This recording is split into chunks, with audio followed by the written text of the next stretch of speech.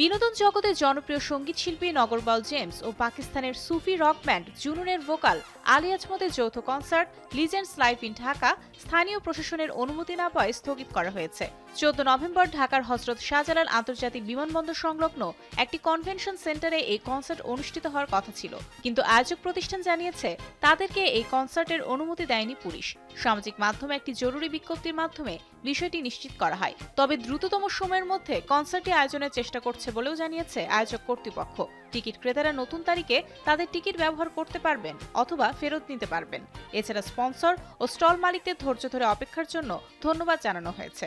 নতুন তারিখ ও স্থানের তথ্য খুব শিগগিরই ঘোষণা করা হবে।